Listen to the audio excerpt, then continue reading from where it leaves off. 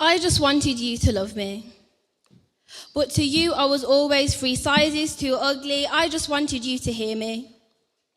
But in your head, my words were far too dreary. I just wanted you to show me that one day I could be your one and only. I just wanted you to hold me. But to you, I didn't even seem lonely because you didn't even know who I was. And maybe that was the problem because I didn't even know who I was then. So I spent my time tiptoeing around you, afraid to say what I really felt in case I meant I stepped out of line.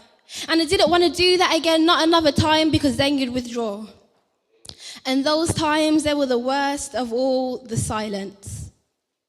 Because even the sound of you shouting was more comforting than being blocked out, than being left alone with my thoughts to eat away inside me.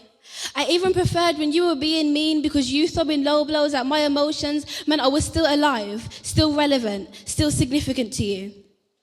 So I'd do whatever it took to get back in your good books, for you to like me, and that's all it ever was, because there was never space for love, because you loved yourself that bit too much so there was no room for anyone else.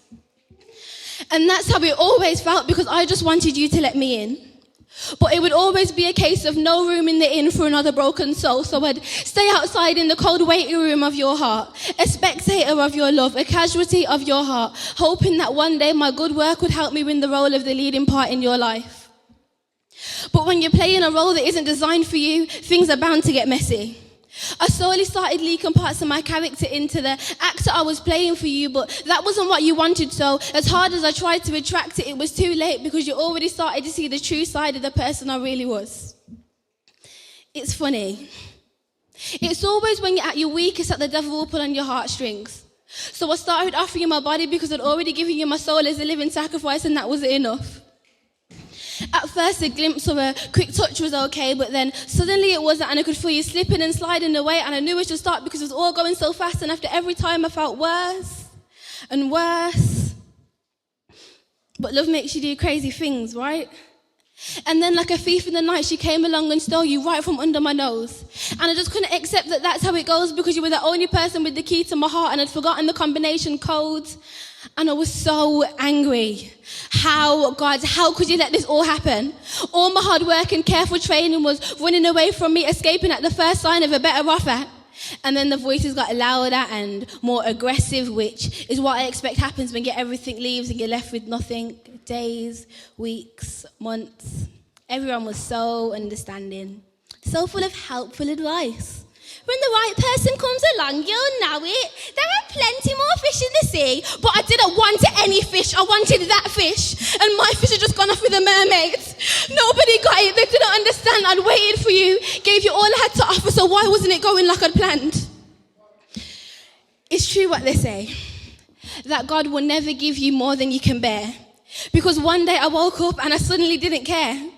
I finally understood where I went wrong. I was so infatuated by you, so besotted by you, so head over heels for you that my vision became blurry. I spent too much time focusing on you, which left little time for me to focus on the cross. It left too much time for the devil to make a sneak attack on my heart and to poison my emotions with bitter lies and half-truths because I was too focused on you. You were my number one, but you shouldn't have even been in my top 2. I finally didn't have to put up with being 3 sizes too ugly, because God, my Father, would always love me, regardless of whether I was too eager or too needy or too weird, because he would scoop me up, as broken and as fragile as I was, and he would mold me into the person he intended me to be because he knows me. And as each day goes by, he constantly shows me that he loves me. I finally didn't need you to love me anymore because his love was more than enough.